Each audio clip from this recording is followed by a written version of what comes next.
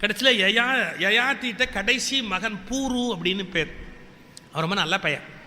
அவன் பார்த்தான், அப்பா படுற கஷ்டத்தை பார்த்தான். அவன் சொன்னான், அப்பா என்னுடைய இளமையை தரேன், உன் முதுமையை கொடு. யார் பண்ணுவா அப்படி? டேய், நீ உன்ன மாதிரி உத்தமமான மகனை பார்க்க முடியாதுடா அப்படின்னு யயாதி பூருக்கிட்ட இளமையை வாங்கிட்டு முதுமையை கொடுத்தான். ரொம்ப மகிழ்ச்சியாக சில காலம் வாழ்ந்தான். அப்புறம் யோசிச்சு பார்த்தா நம்ம பண்ணது அயோக்கியத்தனம். பிள்ளை அனுபவிக்க வேண்டிய இன்பங்களை எல்லாம் மண்ணாக்கிவிட்டு நாம் எவ்வளோ காலம் இதை அனுபவிக்கிறது, அவங்ககிட்ட நம்ம முதுமையை கொடுத்தது தவறுன்னு உணர்ந்தான். பிள்ளைகிட்டேருந்து முதுமையை வாங்கிட்டு இளமையை அவங்ககிட்ட திரும்பி கொடுத்து யயாதி மன்னன் காட்டுக்கு போயிட்டான். அதனால் பூருக்கு பட்டம் கொடுத்துட்டான். மற்ற 4 பிள்ளைக்கும் கொடுக்காம கடைசி பிள்ளைக்கு பட்டம் கொடுத்தான் பூருக்கு. அவனுடைய மகன் பிரவீரன், மனஸ்யுனுடைய மகன் ரிஷேயு, ரிஷேயனுடைய மகன் மதினாரன், மதினாருடைய மகன் தம்சு, தம்சுனுடைய மகன் இலிலன், இலிலனுடைய மகன் துஷ்யந்தன். அடுத்த பாப்புலர் ராஜா யாருன்னா துஷ்யந்தன், துஷ்யந்த மகாராஜா. ரொம்ப புகழாக இருந்தான். இதில் ரொம்ப முக்கியமான கதை என்னன்னா, துஷ்யந்த மகாராஜா கதையில் சகுந்தலனுடைய கதை தான் ரொம்ப முக்கியம். துஷ்யந்தன் ஒரு நாள் காட்டுக்கு வேட்டைக்கு வந்தான். வந்தபோது மகரிஷினுடைய ஆசிரமத்தில் சகுந்தலை வளருகிறாள். அங்கே சகுந்தலை வளர்ந்து கொண்டிருக்கிறாள். சகுந்தலா பட்சி எடுத்து வளர்த்ததால அவளுக்கு சகுந்தலைன்னு பேர். இந்த துஷ்யந்தன் இப்படி வேட்டையாடிட்டு வந்தவன் இந்த பர்ணசாலை கிட்ட வந்து சகுந்தலையை பார்த்துட்டான், மனசை பறி கொடுத்துட்டான். நீ என்னை கல்யாணம் பண்ணினா என்ன அப்படின்னு கேட்டான். அவள் சொன்னால், நியாயம் இல்லை, பெரியவங்களாம் பார்த்து கல்யாணம் பண்ணி வைக்கணும். உங்களுக்கு என்ன பிடிக்குது, எனக்கு உங்களை பிடிக்குது, ஆனால் நம்ம கல்யாணம் பண்ணால் சாட்சி இல்லாமல் போயிடும், அதனால் இது நியாயம் இல்லைன்னா. அவன் துஷ்யந்தன் அவசரக்காரன் சொன்னான், இல்லை இல்லை, நான் உன்னை கல்யாணம் பண்ணிக்கிறேன், இதுக்குன்னே ஒரு மனம் இருக்குது, களவு திருமணம்னு பேர், காந்தர்வ விவாகம்னு பேர். நான் எல்லாம் சாட்சியா, 33 கோடி தேவர்கள் சாட்சியா, இந்த மரம் செடி கொடிகள் எல்லாம் சாட்சியா, அதில் வீட்டு இருக்கிற பறவை பட்சிகள் சாட்சியா, நான் உன்னை கல்யாணம் பண்ணிக்கிறேன். இவளும் அன்பு காரணமாக சரி அப்படின்னுட்டா. துஷ்யந்தனும் சகுந்தலையும் மணந்தார்கள், கலந்தார்கள். துஷ்யந்தன் சகுந்தலை கருவுற்றாள். துஷ்யந்தன் சொன்னால், நான் முறையாக போய் ராஜ்யத்துக்கு போய் உன்னை முறையாக அழைச்சிக்கிறேன்ட்டு போனவன் போனான். அவ்வளோ. இவள் கரு சுமந்து கொண்டிருக்கிறார். மகரிஷி வந்தவர் பார்த்தார், சகுந்தலை கர்ப்பமாக இருக்கிற செய்தி தெரிஞ்சது, கோபப்பட்டார். ஆனால் என்ன பண்ண முடியும்? சரி பொறுமையாயிரு இருந்து அந்த குழந்தை பிறக்கட்டும். பிறந்தான். அந்த பிள்ளைக்கு பரதன்னு பேர் வச்சார். அவன் வளர்றான். ஒரு லெவலுக்கு மேலே ஆசிரமத்துக்குள்ளே வச்சுருக்க முடியுமா? பிள்ளைகளுக்கு நல்ல வித்தையெல்லாம் கற்றுக் கொடுத்தார் முனிவர். அப்புறம் ஒப்படைக்க வேண்டிய துஷ்யந்த மகாராஜா வரல, கொண்டு போய் விட்டுடணும்னு முனிவர்களை கூப்பிட்டு சிஷ்யர்களை கூப்பிட்டு கொண்டு போய் இவளை அரண்மனையில் விட்டுட்டு வாங்கன்னு. அரண்மனைக்கு முனிவர்கள்லாம் அழைச்சிட்டு போகிறாங்க. சகுந்தலை கையில் பரதன் புத்திரனை பிடித்து கொண்டு மகாராஜாவுடைய சபைக்குள்ளே போனான். அவன் பாருங்க, ஃபஸ்ட்டு டைம் பார்க்குற மாதிரி இவளை ஆச்சரியமாக பார்த்து ஒரு கேள்வி கேட்டான். பெண்ணே, நீ யார்? எங்கிருந்து வருகிறாய்? உன் பக்கத்தில் இருக்கும் இந்த சிறுவன் யார்? என்ன காரணமாக வந்தாய்? 4 கேள்வி கேட்கிறார். பெண்ணே, நீ யார்? எங்கிருந்து வருகிறாய்? நீ கையை பிடித்து கொண்டிருக்கிற இந்த சிறுவன் யார்? என்ன காரணமாக வந்தாய்? 4 கேள்வி கேட்டான் துஷ்யந்தன். பதில் என்ன தெரியுமா? ஒரே பதில். சகுந்தலை சொன்ன பதில், மகனே பரதா, அப்பாவை வணங்குன்னா. முடிஞ்சு போச்சு. மகனே பரதா, அப்பாவை வணங்குன்னா. ஒரு பெண் எவ்வளவு சாமர்த்தியமாக பேசுவாள்ங்கிறதுக்கு இது அடையாளம். எப்படி பேசுகிறா பாருங்க சகுந்தலை. மகனே பரதா, அப்பாவை வணங்குன்னா. அவன் உடனே அலறிட்டான் துஷ்யந்தன். நான் உன்னை கண்டதில்லை, கலந்ததில்லை, நீ யாரென்றே எனக்கு தெரியாது புலம்புறான். அப்போ சொல்கிறா ஒரு வார்த்தை சகுந்தலை, இந்த உலகத்தில் எதை விட எது பெரிய புண்ணியம் தெரியுமா? உத்தமமான கற்புடைய மனைவியையும் சிறந்த மகனையும் நீங்கள் இல்லை என்று சொல்லுகிறீர்கள். ஒரு குளம் ஒருத்தன் வெட்டினா எவ்வளவு புண்ணியம் தெரியுமா? 100 கிணறு வெட்டிய புண்ணியம். ஒரு குளம் வெட்டினா 100 கிணறு வெட்டின புண்ணியம். ஆனால் 100 குளம் வெட்டின புண்ணியம் எப்படா வரும்னா, ஒரு வேள்வி பண்ணினா வரும். 100 வேள்வி செய்த புண்ணியம் எப்படா வரும் அப்படின்னா, ஒரு புத்திரனை பெற்றால் வரும். 100 புத்திரர்களை பெற்ற புண்ணியம் ஒரு உண்மையினால் வரும், சத்தியத்தினால் வரும். மகாராஜா, நீங்கள் சத்தியத்தை மீறி இந்த வார்த்தையை சொன்னீர்கள் என்றால் சத்தியத்துக்கு என்ன மரியாதை இருக்குது, எனவே நீங்கள் அப்படி சொல்லக்கூடாது, இவன் உங்களுடைய புத்திரன் அப்படின்னா சகுந்தலை. நான் எப்படி நம்புறது அப்படின்னா, நான் எப்படி நம்புறது? அப்போ தேவலோகத்திலேருந்து அசரீதியாக குரல் கேட்டது. ஏன்னா இவன் தேவர்கள் சாட்சியான்னு சொன்னான் இல்லையா? உடனே அசரீதியாக குரல் கேட்டது. ஆம், இந்த துஷ்யந்தன் இந்த சகுந்தலையை கலந்தான், அவள் வயிற்றில் தோன்றிய உத்தமமான பிள்ளை இந்த பரதன், எனவே துஷ்யந்தன் ஏற்றுக்கொள்ள வேண்டும். தேவர்கள் சாட்சி சொன்னார். இந்த துஷ்யந்தன் சகுந்தலைக்கு பிரச்சனை தீர்ந்தது. ஏன்னா தேவர்கள் மேலேன்னு சொன்னார்கள். அப்புறம் பரதனாலே இந்த பரம்பரை புகழ் பெற்றது.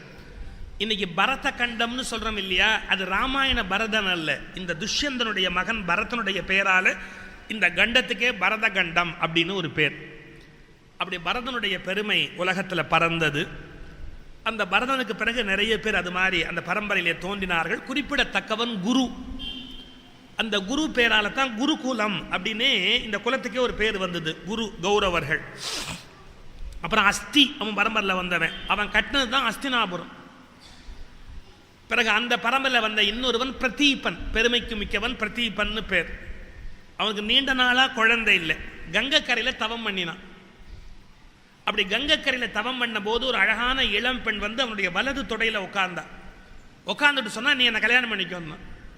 இல்லை நீ வலது தொடையில் உட்காந்துட்டு, வலது தொடை மகனுக்கு உரியது, இடது தொடையாக இருந்தால் மனைவி, வலது தொடைனா பிள்ளைக்கு உரியது. ஆனால் நான் உன்னை பிள்ளை ஸ்தானத்தில் மதிக்கணும். எனக்கு ஒரு பையன் பிறந்தால் உன்னை கல்யாணம் பண்ணி கொடுக்கலாமே ஒழிய நான் எப்படி உன்னை நான் மனைவியாக அடைய முடியும் அப்படி.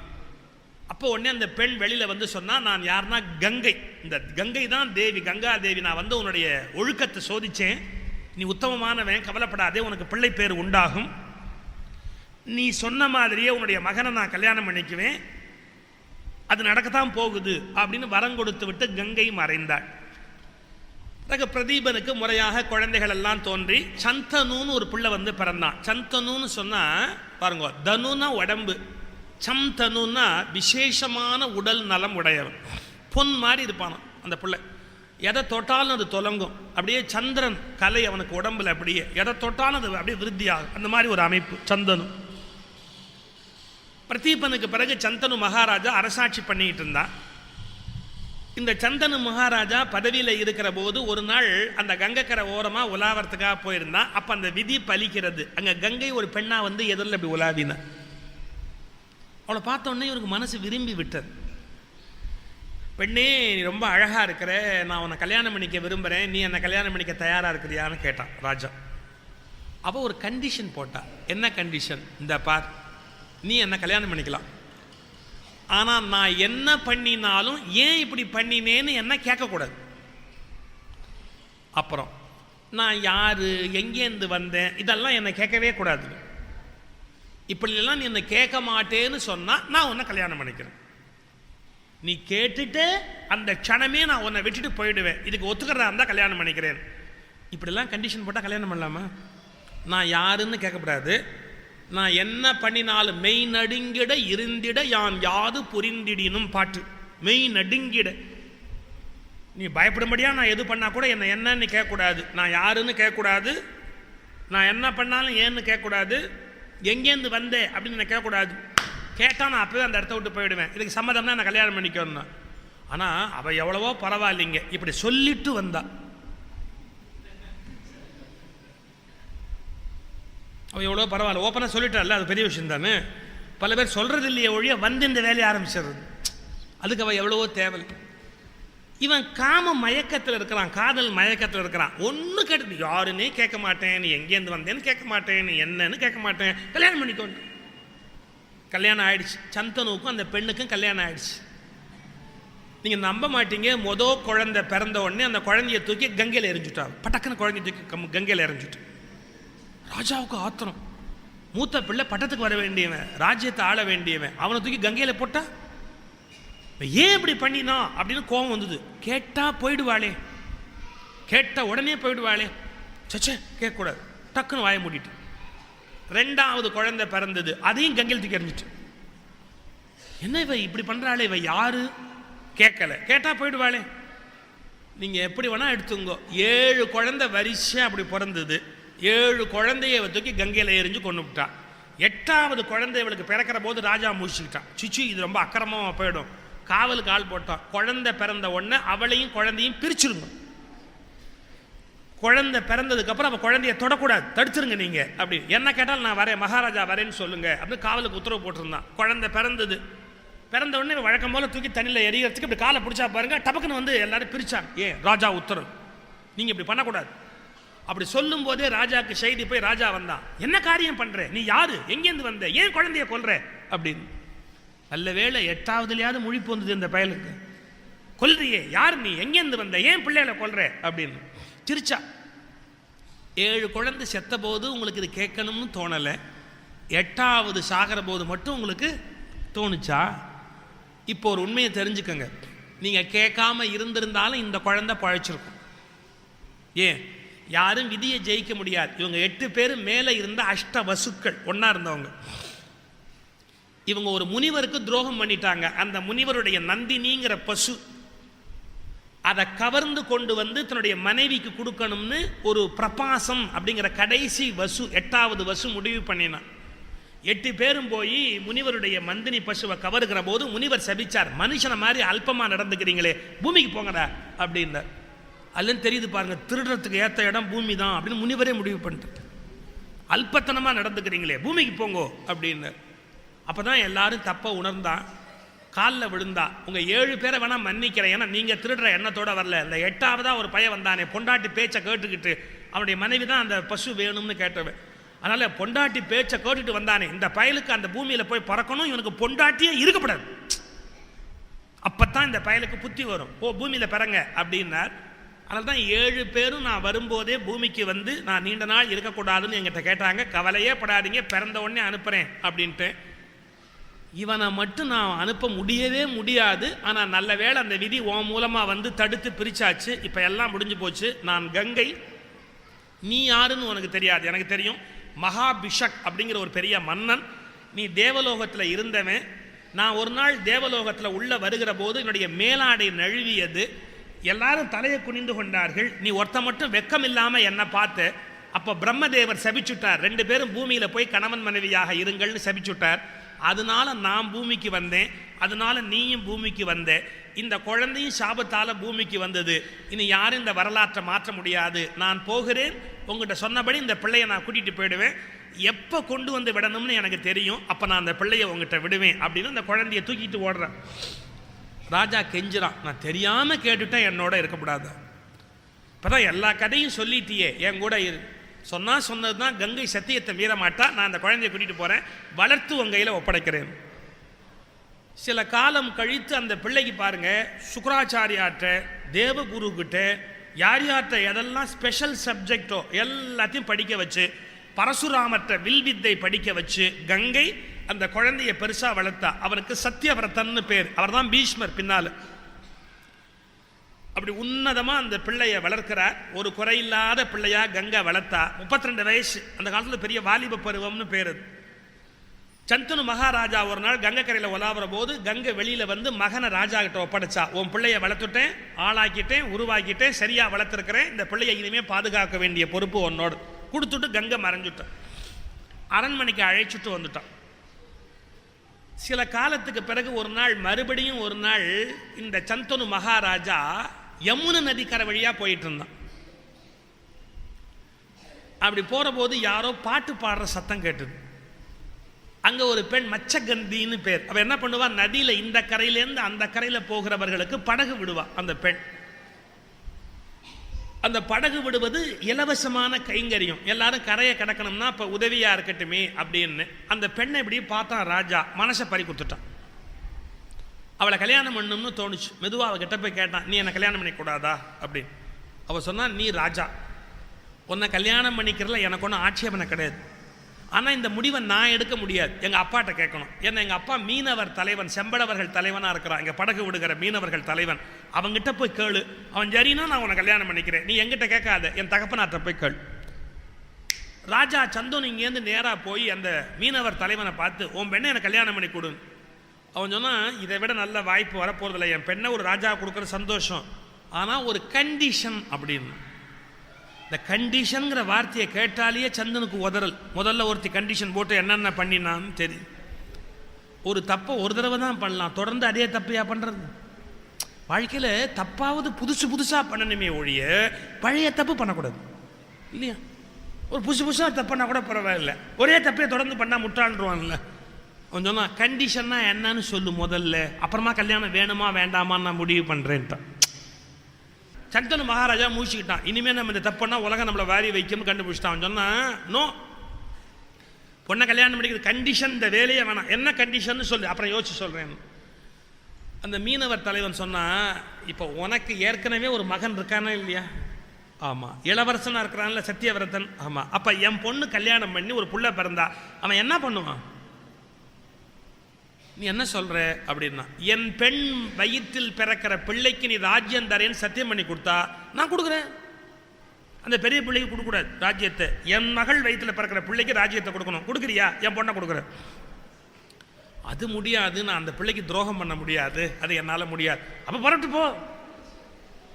ரொம்ப வருத்தத்தோட சந்தனு மகாராஜா அரண்மனைக்கு வந்துட்டான். ஆனால் அவனால் அவளை மறக்க முடியல. அவனுக்கு சாப்பாடு பிடிக்கலை, தூக்கம் பிடிக்கலை, உடம்பு வெளுத்துது. இந்த இளமையான பிள்ளைகள்லாம் காதல் வயப்பட்டால் எப்படி துன்பப்படுவார்களோ அப்படி சந்தனு மகாராஜா துன்பப்படுறான். வேதனையில் இருக்கிறான், சாப்பிட மாட்டேங்கிறான், தூங்க மாட்டேங்கிறான், இருமுறான், வேதனைப்படுறான். இதை அரண்மனையில் பார்த்துட்டான் சத்தியவிரதன். அப்பாவுக்கு என்ன வந்தது, இப்படி எல்லாம் இருக்கிறாரே. இல்லை என்ன கஷ்டம்னா, இது பிள்ளைகிட்ட பேசுகிற விஷயம் இல்லை. மகனே மகனே, நான் ஒரு பெண்ணை விரும்புகிறேன் சொல்ல முடியுமா? அவளை திருமணம் பண்ணலாமான்னு யோசிக்கிறேன். அவன் என்ன சொல்வான்? நீ என்ன உன்னை பற்றியே கவனிக்கிற, நம்மளை கவனிக்கவே மாட்டேங்கிறேன், நம்மளை கண்டுக்கவே மாட்டேங்கிறேன், நீ நமக்கு ஒரு ஏற்பாடு பண்ண மாட்டேங்கிற, உன்னை பற்றியே திருப்பி திருப்பி கவலைப்படுறிய, கேட்பானா இல்லையா? இது பிள்ளைகிட்ட பேசுகிற சமாச்சாரம் இல்லை. அதுதான் புலவர் கீரன் சொல்வார், வயசானவங்க யாராவது இன்னொரு கல்யாணம் பண்ணணும்னு ஆசைப்பட்டால் பிள்ளைகிட்ட பேச மாட்டாங்களாம், அவங்கள ஒத்த வயசுள்ளவட்ட போய் பேசுவாங்களாம். மூழ்கிட்டார். ஓ, பெரிய ஆபத்தில் போய் முடியும், நாம் அதை சொன்னோம்னா பிரச்சனையாக போய் முடியும், வளர்ந்த புள்ள இருக்கிறான், இதை பேச முடியாது, புரிஞ்சு போச்சு அவருக்கு. அந்த சந்தர்ப்பத்தில் மகனே அப்பாட்ட வந்துட்டான். அப்பா, நீ சாப்பிட்றது இல்லையாமே, நீ தூங்குறது இல்லையாமே, நீ ரொம்ப கவலையாக இருக்கிறியாமே, ஏன்பா இப்படி இருக்கிற, என்ன காரணம்ப்பா சொல்லேன்ப்பா. எப்படி பேச முடியும்? இருந்தாலும் ஒரு அளவாக தானே பேசலாம். அவன் சொல்லிட்டான் பாருங்க சந்தனு மகாராஜா. வியாசர் சொல்கிறாரு, மகனே, நீ நான் சத்திரியன், ராஜவம்சம். சத்திரியனுக்கு ஒரு இலக்கணம் இருக்கு. என்னன்னா, ஒரு பிள்ளை பிள்ளை அல்ல. ஏன்னா போர்க்களத்தில் போவோம், இறந்து போகிறதுக்கு வாய்ப்பு இருக்கு. எனவே சத்திரிய வம்சத்தில் மட்டும் வாரிசு இல்லாமல் போயிடக்கூடாது. ஒரு பிள்ளை பிள்ளை அல்ல. எனக்கு நீ ஒரே பிள்ளையா இருக்கிற. சத்திரிய தர்மப்படி ராஜாவுக்கு ஒரு பிள்ளை இருந்தால் பிள்ளை இல்லாமல் மலடுன்னு தான் அர்த்தம். எனக்கு அதான் மனசு வேதனையா இருக்கு. இதை விட சொல்ல முடியுமா? இன்னொரு கல்யாணம் பண்ணுங்கிற விஷயத்தை இதை விட ஓப்பனாக பேச முடியுமா? பையனே இவ்வளோ இங்கிதமாக பேச வேண்டிய சமாச்சாரம் அப்பா எப்படி பேச முடியும் ஓப்பனா? அவன் இங்கிதமாக தான் பேசினான். அப்பா எப்படி பேசினா, ஒரு மகன் அல்ல சத்திரியர்களுக்கு மலடுன்னு சாஸ்திரம் சொல்லுது ராஜாவை. அப்படி ஒரு அவமானம் எனக்கு வேணுமான்னு நான் யோசிக்கிறேன். பையன் புரிஞ்சுட்டான். சரி, அப்பா ஏதோ சொல்லாமல் அவஸ்தைப்படுறாரு, யார்கிட்ட கேட்கறது? நேராக சந்தனு மகாராஜாவுக்கு தேரோட்டினான் பாருங்க. தேரோட்டிக்கிட்ட போய் கேட்டான், ஏய் அப்பா ஏன்டா ஒரு மாதிரி இருக்கிறாருன்னு. சந்தனு மகாராஜா ஏன் இப்படி இருக்கிறாருங்கிறத கண்டுபிடிக்கான் சத்தியவிரதன். கூப்பிட்டு கேட்டான், எங்கடா அப்பா ஏன் எண்ணெயிலேருந்து இப்படி ஆனார், எப்படி ஆனார்? அவன் எல்லாம் உண்மையும் சொல்லிட்டான். போனார், மீனவர் பெண்ணை விரும்பினார், அவன் கொடுக்க மாட்டேன்ட்டான். ஏன்னா உங்களுக்கு ராஜ்யத்தை கொடுக்கணும் அப்பா சொன்னார், அதனால் கொடுக்க மாட்டேன். இவ்வளோதானே விஷயத்தை விட்டு வா போகலாம். இங்கே இப்படி ஒரு பிள்ளையை பார்க்க முடியாதுங்க. நேராக போய் அந்த அம்மா நிற்கிறாங்க. யார்? அந்த பெண் மச்சகந்தி. அவள் காலில் விழுந்துட்டு சொன்னா, இந்த வினாடி முதல் நீ எனக்கு அம்மா. அப்பாவுக்கு கல்யாணம் பண்ணி வைக்கணும்னு முடிவு பண்ணிட்டான். இந்த வினாடி முதல் நீ எனக்கு அம்மா. பெற்ற தாய் பகீரதி அல்லல், எனக்கு கங்கை இனிமே அம்மா இல்லை, நீ தான் எனக்கு அம்மா. பாட்டன் தாத்தா யார் தெரியுமா? உங்க அப்பா தான் எனக்கு இனிமே பாட்டன். கேட்ட அக்கணத்தில் கடற்புறத்து அரசை கேண்மையோடு அணுகி, பாட்டன் நீ எனக்கு, பெற்ற அன்னை பகீரதி அல்லல் இவள். காலில் விழுந்துட்டு சொன்னா, அந்த ராஜ்யத்தை நான் தர்றேன். அவள் வயிற்றில் பிறக்கிற பிள்ளைக்கு நான் இடையூறா இருக்க மாட்டேன். எங்கள் அப்பாவுடைய ஆசை தான் எனக்கு முக்கியம், எங்கள் அப்பாவுடைய லட்சியம் தான் எனக்கு முக்கியம். நான் தரேன் ராஜ்யத்தை, யாரும் குறுக்க நிற்க மாட்டாங்க, உன் பண்ண கல்யாணம் பண்ணி. ஆனால் அந்த மீனவர் தலைவன் ரொம்ப கெட்டிக்கார. எப்பா நீ ரொம்ப நல்லவன்டா, ராஜ்யம் வேண்டான்னு பெருந்தன்மையாக சொல்லிட்ட. ஆனால் நாளைக்கு உனக்கு கல்யாணம் ஆகி ஒருத்தி வருவாளே, அவள் விட மாட்டா. உன் வயிற்றில் ஒரு புள்ள வந்து பிறக்குமே, அவள் வயிற்றில் உனக்கு ஒரு புள்ள வந்து பிறக்குமே, அவன் இவனை கொண்டு விட்டு ராஜ்யத்தை பிடிங்கிடுவான். இல்லை உன் வயிற்றில் ஒரு புள்ள பிறந்தா இவன் வயிற்றில் பிறக்க போகிற பிள்ளைக்கு, வேற பிள்ளைக்கு ராஜ்யத்தை கவுத்துட்டு அவன் பிடிங்கிடுவான். உன் பரம்பரை இந்த பரம்பரையை எதிரியா நினைக்கும். எனக்கு வேணாம்பா அவங்க வீட்டு சமாச்சாரம், வெளியே போன்ட்டான். அப்போ சொன்னான் பாருங்க ஒரு வார்த்தை, நீ என்ன கதை பேசுகிற? எனக்கு கல்யாணம் ஆகி புள்ள பிறந்து இதெல்லாம் நடந்தா தானே? என்ன சொல்கிறேன்னா, என் தந்தைக்காக நான் சத்தியம் செய்கிறேன், திருமணம் செய்ய மாட்டேன். எனக்கு மோட்சமே இல்லாமல் போனாலும், புத்திரன் இல்லாததால் நரகத்துக்கு போவேன் என்று வந்தாலும் எனக்கு கவலை இல்லை. என் தகப்பனுக்கு நான் இந்த சந்தோஷத்தை தருவதற்காக நான் திருமணமே செய்வதில்லை என்று சத்தியம் செய்கிறேன். ஒருபோதும் திருமணம் செய்ய மாட்டேன். எனக்கு பிள்ளை பிறக்காது, உன் மகளை கொடு. அழுதுட்டான் அந்த பாட்டு. இப்படி ஒரு பிள்ளைய உலகத்தில் பார்க்க முடியாதுப்பா. எந்த பிள்ளையாவது அவன் சௌக்கியத்துக்காக, அப்பா சௌக்கியத்துக்காக அவன் கல்யாணத்தை விடுவானு? நிறுவனம் நிச்சயம் பண்ணிட்டான், வா அப்படின்னு அந்த பெண்ணை அழைத்து கொண்டான். இந்த மீனவர் தலைவனை அழைத்து கொண்டான். மேலதாளத்தோட ஊருக்கு வந்துட்டான். இதை பால்கனிலேருந்து அப்பா பார்த்தான்.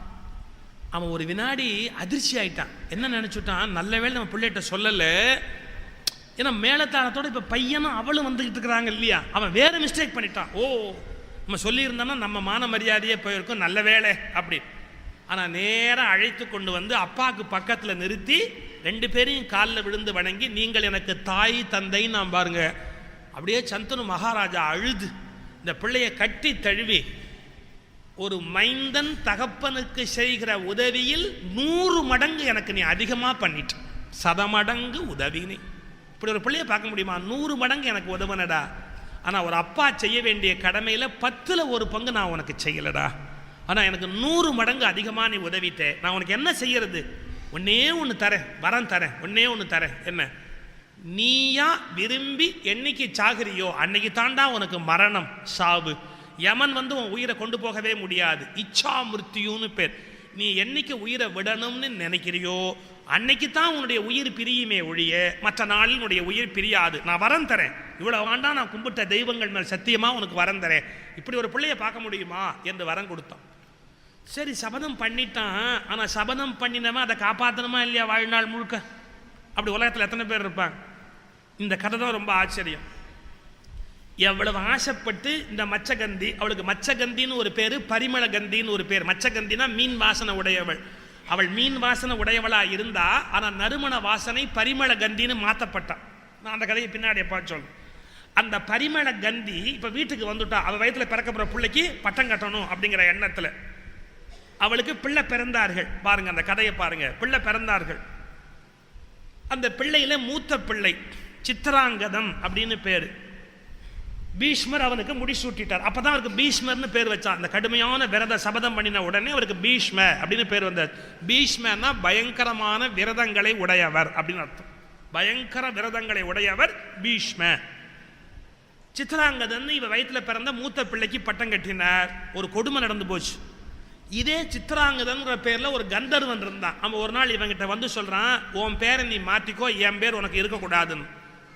இவன் சும்மா இல்லாம சண்டைக்கு போனான். அந்த கந்தர்வன் இந்த சித்திராங்கதனை கொண்டுட்டு போயிட்டான். எந்த பிள்ளைக்கு ராஜ்யம் வேணும்னு அம்மா அவ்வளவு கேட்டாலோ அந்த பிள்ளை செத்தே போயிட்டான். சரி, மூத்த பிள்ளை தான் ராஜ்யம் கேட்டான், செத்து போயிட்டான். பீஷ்மர் ஆட்சி எடுத்துக்கூடாத, அடுத்தவனுக்கு பட்டம் கட்டினார். விசித்திர வீரியன்னு பேர். அந்த விசித்திர வீரியனுக்கு பட்டம் கட்டி இனிமே இவன் தான் ராஜா அப்படின்னு பாதுகாவலா இருக்கிறார். அப்பா செத்து போயிட்டார். சந்தனு மகாராஜா போயாச்சு. இப்போ மச்சகந்தி இருக்கிறா. அவ பிள்ளை விசித்திர வீரியனுக்கு பட்டம் கட்டியாச்சு. விசித்திர வீரன் கல்யாணம் பண்ணணும். காசி ராஜாவுக்கு 3 பொண்ணு இருந்தா. அந்த 3 பொண்ணை போய் பார்த்தாங்க. அம்பை, அம்பிகை, அம்பாலிகைன்னு பேர். இந்த பேர் வந்து உங்களுக்கு தெரியும். அம்பா, அம்பிகா, அம்பாலிகா, இதெல்லாம் ரொம்ப பாப்புலரான பேர். ஏன்னா தியேட்டருக்கெல்லாம் வச்சிருக்கிறான். அம்பா, அம்பிகா, அம்பாலிகா. அம்பை, அம்பிகை, அம்பாலிகை 3 பெண்ணு. 3 பெண்ணையும் சுயம்பரம். சுயம்பரம்னா கையில் மாலையோட காத்திருப்பாங்க. அவங்களே கணவனுக்கு மாலை போடுவாங்க, தேர்ந்தெடுத்த ஆண் பிள்ளைக்கு. அந்த மாதிரி சுயம்பர ஏற்பாடாயிருக்கு. அந்த சுயம்பரத்துக்கு பீஷ்மர் விசித்திர வீரியனை அழைச்சிட்டு போய் உட்கார்ந்துருக்கிறார். எல்லாம் தப்பா நினைச்சுட்டாங்க. பீஷ்மரே சுயம்பரத்துக்கு வந்திருக்கிறாருன்னு ஒன்று. வயசான காலத்தில் இவருக்கு கல்யாணம் பண்ணும் ஆசை வந்துருச்சு போல் இருக்கு. அப்போ சில பேர் கேலி பண்ணா, மைனர் தாத்தா வந்திருக்கிறார் பாடுறா, மைனர் தாத்தா அப்படின்னு. பீஷ்மர் பார்த்தார், சி எல்லாரும் நம்மளெல்லாம் கேலி பண்ணுறான், நம்ம தம்பிக்கா வந்திருக்கோன்னு விஷயம் புரியவே இல்லையே அப்படின்னு. அந்த 3 பெண்கள் மாலையோடு வந்தாங்க. பீஷ்மரை பார்த்து அலட்சியமாக ஒரு பார்வை பார்த்துட்டு, இவர் யார் கல்யாணம் பண்ணுவா கிழவர் அப்படின்னு தாண்டி இப்படி போனாங்க. இவர் பார்த்தார், வம்பா போச்சு, நம்ம தம்பி விசித்திர வீரியனுக்கு நல்ல பெண்ணுன்னு பார்த்தா இவங்க நம்மளை அவமதிக்கிறாங்க, நமக்காக வரலேன்னு தெரியல அப்படின்னு 3 பெண்களையும் அப்படியே தூக்கினார். இந்த தம்பியும் அழைச்சார், தேரில் உட்காந்து வச்சார். யாருக்கா தைரியம் இருந்தால் என்னை எதிர்த்து இந்த பொண்ணை கல்யாணம் பண்ணிக்கலான்ட்டு தேரில் வச்சு ஓட்ட ஆரம்பித்தார் பீஷ்மர். இதில் அம்பை, அம்பிகை, அம்பாலிகையில் அம்பை மட்டும் இதை விரும்பலை. விசித்திர வீரியனை கல்யாணம் பண்ணிக்க தயாராக இல்லை. அவள் பீஷ்மர்கிட்ட சொன்னா, என்னை இறக்கி விடு, நான் விரும்பலை, விரும்பாத என்னை எப்படி நீ கட்டாயப்படுத்தி கூட்டிகிட்டு போகலாம் அப்படின்னு. அப்போ நீ யாரை விரும்புகிற அப்படின்னு கேட்டார். இந்த பீஷ்மரை எடுத்துக்கிட்டு சாலுவன் ஒரு ராஜா வரான், நான் அவனை விரும்புகிறேன் அப்படின்னா. அப்படியா? அந்த சாலுவனுக்கும் பீஷ்மருக்கும் சண்டை நடந்தது. சாலுவன் தோத்து போயிட்டான். இப்போ அவன் தோத்து போயிட்டானே, நான் ஜெயிச்சிட்டேனே, என் பின்னாடி வா அப்படின்னா. நான் வர முடியாது, தோத்து போனாலும் நான் அவனை தான் கல்யாணம் பண்ணுவேனே ஒழிய உன்னை கல்யாணம் பண்ண மாட்டேன் அப்படின்னா அம்பை. பீஷ்மர் உடனே தேர்லேருந்து இறக்கி விட்டுட்டார். சரி உன் இஷ்டம், நீ எப்படி அவனை கல்யாணம் பண்ணிக்க, நான் குறுக்க நிற்கலை. ஆனால் ஒன்று, அவன் கல்யாணம் பண்ணிக்க மாட்டேன்னுட்டான்னு சொல்லிக்கிட்டு நீ எங்கள் வீட்டுக்கு வரக்கூடாது. நான் என் தம்பிக்கு உன்னை கல்யாணம் பண்ணி வைக்க மாட்டேன். நீ எப்போ இந்த இடத்த விட்டு இறங்கி போயிட்டியோ இனி ஒன்றை நாங்கள் வீட்டில் சேர்க்க மாட்டோம். இஷ்டமா? அவன் சொன்னான், அதை பற்றி எனக்கு கவலை கிடையாது, நான் அவனை தான் விரும்புகிறேன், அவனை தான் கல்யாணம் பண்ணுவேன். இறக்கி விட்டு தேர விட்டு பீஷ்மர் தேர்லேருந்து இறக்கி விட்டார். இந்த அம்பை நேராக சாலுவன் இடத்துல போனா, நீ என்ன கல்யாணம் பண்ணிக்கணும். ஆனால் அவன் என்ன சொன்னான், அதுதான் நடக்காது, நான் தோத்து போனவன், நான் எப்படி உன்னை கல்யாணம் பண்ண முடியும், எனக்கு மானம் வீரம்னு ஒன்று இல்லையா, நான் பண்ண முடியாது, அதனால் நீ பீஷ்மரையே இப்போ கல்யாணம் பண்ணு. இவன் மறுபடியும் அங்கேருந்து வந்து சொல்றா, உன் தம்பி விசித்திர வீரனை கல்யாணம் பண்ண மாட்டான், அவன் ஒரு பேடி, அவன் ஆண்மை இல்லாதவன், அவன் என்ன நான் கல்யாணம் பண்ணுறது, நீ கிழவனா இருந்தா கூட எவ்வளோ மானமாக சண்டையிட்டு ஜெயிச்சிருக்கிறேன், நான் உன்னை கல்யாணம் பண்ணிக்கிறேன். பீஷ்மருக்கு தலையெழுத்தா, இவ்வளவு காலம் கல்யாணம் பண்ணாமல் இருந்தவர் இப்போ இந்த பொண்ணை கல்யாணம் பண்ண தலையெழுத்தான் அவருக்கு. அவர் சொன்னார், கடல் திடலாகும், சந்தனம் நெருப்பாகும், சூரியன் குளிரும், சந்திரன் எரியும், பீஷ்மன் வாக்கு தவற மாட்டேன். நான் கல்யாணம் பண்ணுறதுல சபதம் பண்ணியாச்சு இல்லையா, நான் இப்போ பண்ண மாட்டேன்னா பண்ண மாட்டேன், நீ என்னை தொந்தரவு பண்ணாது. ஆனால் பீஷ்மர் நமக்கெல்லாம் உரிய எடுத்துக்காட்டு, முடியாதுன்னா முடியாது அப்படின்ட்டார். நீங்கள் நம்பவே மாட்டீங்க, அம்பை நேராக இங்கேருந்து போய் யாரை கூப்பிட்டு வந்தார் தெரியுமா? இவருக்கு வாத்தியார் பரசுராமர் வில்லுல. பரசுராமர்கிட்ட போய், உங்கள் சிஷ்யம் பாருங்க என்னை கூட்டிகிட்டு வந்து கல்யாணம் பண்ண மாட்டேங்கிறான், சண்டைக்கு வாங்கணும். பரசுராமர் அங்கேருந்து வந்தார், டேய் நான் குரு சொல்கிறேன் இந்த பொண்ணை கல்யாணம் பண்ணு. அவர் சொன்னார், குரு சொல்கிற எதை வேணாலும் கேட்பேன், இதை மட்டும் கேட்க மாட்டேன். இப்போ நீ கல்யாணம் பண்ணலன்னா என் கூட சண்டைக்கு வரணும். சண்டைக்கு வேணா வர்றேனே, நீ இப்போ இவ்வளோ கல்யாணம் பண்ணலாம் நடக்கிறதே வேற அப்படின்னார். சண்டை போட்டு பரசுராமரை ஓட ஓட விரட்டினாரே ஒழிய கல்யாணம் பண்ணிக்கல. இவ சொல்கிறா, ஒன்று நீ என்னை கல்யாணம் பண்ணணும், இல்லாட்டி சாவணும். அவன் ரெண்டும் ஒன்றுன்னு முடிவு பண்ணிட்டான். எப்படி? ஒன்று என்னை கல்யாணம் பண்ணணும், இல்லாட்டி சாவணும், ரெண்டும் ஒன்று முடிவு பண்ணிட்டான். பார்த்தீங்களா? அதான் ஒரு இங்கிலீஷ் ஜோக் சொல்வான், சாகிற போது ஒய்ஃபுக்கிட்ட ஒருத்தன் சத்தியம் வாங்கினானா. இங்கிலீஷில் ரீமேரேஜெலாம் உண்டு இல்லை, இங்கிலாந்தில். அந்த மனைவிட்டு சத்தியம் வாங்கினானா, நீ எப்படி நான் இறந்ததுக்கப்புறம் விடோவாக இருக்கக்கூடாது, ஒரு ஆளை சொல்லி இவனுக்கு ரொம்ப வேண்டாத ஒரு பையன் எப்போ சண்டை போட்டே இருந்தான், அவனை கல்யாணம் பண்ணிக்கணும். இவன் கேட்டால் அவன் உங்கள் எதிரியாச்சே அப்படின்னா, அதுக்கு தான் அவனை வீழ்த்தணும்னு பல வகையில் ட்ரை பண்ண முடியவே இல்லை, இதுதான் கடைசி வாய்ப்பு, அவனை ஒழிக்கிறதுக்கு இதை விட நல்ல சந்தர்ப்பமே இல்லை அப்படி. கல்யாணம்னாலும் ஒன்று தான், அவனை ஒழிக்கிறதுனாலும் ஒன்று தான்.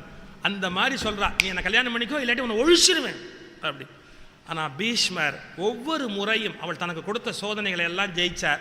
அவள் என்னென்ன பிடிவாதம் பண்ணா தெரியுமா? அம்ப ஒத்த காலில் நின்று முருகன்ட்ட வரம் வாங்கிட்டு வந்து ஒரு மாலையை தூக்கிட்டு வந்துட்டா, இந்த மாலையை போட்டவன் ஜெயிப்பான் அப்படின்னு. யாரும் போட்டுக்க தயாராக இல்லை. அந்த மாலையை போட்டு பீஷ்மரை எதிர்க்க யாரும் தயாராக இல்லை. துருபத மகாராஜாட்ட போய் கெஞ்சரா, அவனும் மாட்டேன்னா.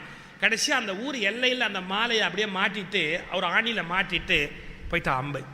போய் என்ன பண்ணினா, மறுபிறவி இருந்தால் இவளே ஜெயிக்கலாம் அப்படின்னு தற்கொலை பண்ணிக்கொண்டு மறுபடியும் வந்து துருபத மகாராஜா வீட்டையே பிள்ளையா பிறந்து. பீஷ்மருக்கு என்ன சாபம்னா, ஆணுமல்லாத பெண்ணுமல்லாத அலியினால் மரணம்னு அவருக்கு விதி. இவன் ஆணா பிறந்துட்டவன், ஆணா பிறந்தா பீஷ்மரை கொல்ல முடியாதே அப்படின்னு மறுபடியும் போய் தவம் இருந்து தன்னை பேடியாக அலியாக மாற்றிக்கொண்டு பீஷ்மரை கொல்லணும் அப்படின்னு அந்த மாலையை எடுத்து தானே போட்டுக்கொண்டான். சிகண்டி என்று பெயர். அப்படி பீஷ்மருக்கு ஒரு எதிரி உண்டாயாச்சு. அதுக்கப்புறம் இந்த குலம் தழைக்கணும் இவ்வளோ பிளான் பண்ணாரு. விசித்திர வீரியனுக்கு கல்யாணம் பண்ணி வச்சாரு. அவன் நோய்வாய்ப்பட்டு விசித்திர வீரியன் மாண்டு போய்விட்டு, என்னென்ன மச்சகந்தி பிளான் பண்ணா அவள் வயிற்றில் பிறக்கிற பிள்ளைகளுக்கு ராஜ்யம் வரணும்னு சித்திராங்கதன் செத்து போயிட்டான், விசித்திர வீரியன் செத்து போயிட்டான், குழந்தை இல்லை. இப்போ நீங்கள் பாருங்க, அதே மச்சகந்தி பீஷ்மரை கூப்பிட்டா, மகனே என்னுடைய 2 பிள்ளையும் செத்து போயிட்டான்டா, உனக்கு பட்டம் கட்டுறேன், நீ ராஜாவார். அவர் சொன்னார், இந்த வேலையே நடக்காது, நான் மாட்டேன்னா மாட்டேன் தான். சரி ராஜாவா இருக்கிறியோ இல்லையோ தெரியல, என் பிள்ளைய நம்பி இந்த 2 பெண்கள் வந்தாங்களே, அம்பிகை அம்பாலிகை, அவங்க இப்படி கணவன் இல்லாமல் இருக்கிறத என்னால் சகிக்க முடியல, நீ ரீமேரேஜ் அவங்க கல்யாணம் பண்ணிக்கோ, பரவாயில்ல தவறு கிடையாது, மறுபடியும் கல்யாணம் பண்ணிக்கோ அப்படின்னா. இதுக்கு நடக்கவே நடக்காது, நான் ஒருபோதும் என்னுடைய வார்த்தையிலேருந்து மாற மாட்டேன். அப்போ இந்த அரச பரம்பரையே இல்லாமல் போயிடுமேடா, பரம்பரை அழிஞ்சு போயிடுமே அப்படின்னு. அதை பற்றி என்ன வற்புறுத்தக்கூடாது, நான் இதுக்கு சம்பந்தம் இல்லை. அப்போ தர்மசாஸ்திரத்தை சொல்லு, என்ன பண்ணுறது, இந்த இனம் என்ன ஆகும், அதுக்கு வழி சொல். அப்போ முனிவர்களை எல்லாம் கலந்து ஆலோசிக்கிறா அந்த தாய் மச்சகந்தி. ரிஷிகள் மூலமா குழந்தை தோன்றினா, சரீர ஆசை இல்லாத ரிஷிகள் மூலமா குழந்தை தோன்றினா குற்றமில்லை அப்படின்னா. உடனே அவ யோசிக்கிறா, அப்ப ரிஷிகள் மூலமா எப்படி தோன்றுவதுன்னா இன்னொரு கதை, அதான் பிளாஷ்பேக். இந்த மச்சகந்தி ஏற்கனவே அந்த மீன் அந்த தன்மையில இருக்கிற போது, மீன் வாசனையோட இருக்கிற போது, பராச்சரர் அப்படிங்கிற ஒரு முனிவர் அந்த நதியில வந்தவர் இவளை மருவி ஒரு குழந்தையை கொடுத்தார். அவர் தான் வேத வியாசர். தீவில பிறந்ததுனாலே, தீப கர்ப்பத்தில் பிறந்ததாலே கிருஷ்ண துவைபாயனர் அப்படின்னு அவருக்கு ஒரு பேர். அவர் மகன், ஏற்கனவே இந்த மச்சகந்திக்கு மகன். அவரை நினைச்சா, மகனே நான் கஷ்டத்தில் இருக்கிறேன் வாடா அப்படின்னு. உடனே வேத வியாசர் மெலிந்து எலும்பும் தோலுமா வந்து நின்றார். அம்மா எதுக்கு என்ன கூப்பிட்டேன் அப்படின்னு. டேய் பாத்தியா, என் பிள்ளைய கல்யாணம் பண்ணி கொண்ட இந்த 2 பெண்களும் கணவன் இல்லாமல் இருக்கிறாங்க, சந்ததி இல்லாமல் இருக்கிறாங்க. வேதம் என்ன சொல்லுகிறது? ரிஷிகள் மூலமா குழந்தை இருக்கலாம்னு சொல்லுது. உன் மூலமா இவர்களுக்கு குழந்தை வேணும், அதுக்கு தான் உன்னை கூப்பிட்டு. வியாசர் சொல்றார், எனக்கு இதில் இஷ்டம் இல்லை, ஆனால் நீ அம்மா நீ வற்புறுத்தினா நான் குழந்தை கொடுக்கணும். ஒன்று தெரிஞ்சுக்கோ, நான் இப்போ தவம் பண்ணி கொண்டிருக்கிறேன், இந்த நிலையில் நான் இல்லை, எனக்கு 1 வருஷம் அவகாசம் கொடு, பிறகு வேண்டுமானா வந்து இவர்களுக்கு சந்ததியை தருகிறேன். இல்லை இல்லை, ராஜா இல்லாமல் இந்த பரம்பரை ரொம்ப வீணா போகுது, இப்போவே இவங்களை கல்யாணம் பண்ணி குழந்தைய கொடு. கல்யாணம் பண்ண வேண்டாம், குழந்தைய கொடு, எனக்கு ராஜ தர்மத்துக்கு அனுமதிக்கப்பட்டது அப்படின்னா. விருப்பமில்லாமல் வேதவியாசர் ஒப்புக்கொள்ளுகிறார். அம்பிகை அனுப்பினா, அம்பிகை இவரை பார்த்த உடனே அருவருப்படைகிறார். வியாசர் மெல்லிய உடம்பு இருக்கிற, தலைமுடியெல்லாம் ஒரு மாதிரி இருக்கு, விகாரமான தோற்றத்தில் இருக்கிறார். எரிச்சலோட கண்ணை மூடிக்கொண்டாள். வியாசர் கலந்தார். கண்ணை மூடிக்கொண்டு அறியாமையில் இருந்ததால் கண்ணில்லாத அறியாமை மிக்க திருதராஷ்டிரன் வந்து அவள் வயிற்றுல பிறந்துட்டு. அடுத்தவ பயந்து போய் வெளிரி, உடம்பெல்லாம் பயத்தில் நிற்கிறா. அப்ப அந்த பயத்தினால் உடம்பு வெளிரியதால் உடம்பு வெளிரிய பாண்டு அவள் வயிற்றுல வந்து பிறந்தாள். 2 பிள்ளையும் நல்லா இல்லை, ராஜாக்குரிய அந்தஸ்தோட இல்லை, ஒரு பிள்ளைக்கு விழி இல்லை, ஒரு உடம்புக்கு ரத்த சோக உடம்பு இல்லை. அவள் என்ன பண்ணுவா, இன்னும் ஒரே ஒரு மகன் கொடு, அதுக்கப்புறம் வேண்டாம், ஒரே ஒரு மகன் கொடு. ஆனால் அம்பிகையும் விரும்பலை, அம்பாலிகையும் விரும்பலை. 2 பேரும் கன்னிங்கா ஒரு வேலைக்காரியை அலங்காரம் பண்ணி அனுப்பி வைத்தார்கள். வியாசருக்கு தெரியும் அவள் மூலம் நல்ல பிள்ளை தோன்றியது. விதுரன் என்கிற ஞானி வந்து தோன்றினார். திருதராஷ்டிரன், பாண்டு, விதுரன் என்கிற 3 புத்திரர்கள் தோன்றினார். இதுக்கு அப்புறம் தான் இந்த கதை தொடங்க போது. பாண்டுவின் புத்திரர்கள், திருதராஷ்டிரனுடைய புத்திரர்கள், இவர்களுக்குள்ள பகை என்று அந்த கதை வளரப்போகிறது. இது வரைக்கும் நான் சொன்னது பழைய பூர்வ கதை இந்த பாரதத்தில் இருக்கிறது. இது வரைக்கும் குல மரபு சொல்லி முடிச்சுட்டேன். நாளையிலிருந்து பாண்டவர்கள் பிறப்பு மற்றைய கதைகளை தொடங்குவோம் என்பதாக சொல்லி இன்றைய இந்த உரையை இந்த அளவிலே நாம் நிறைவு செய்கிறோம்.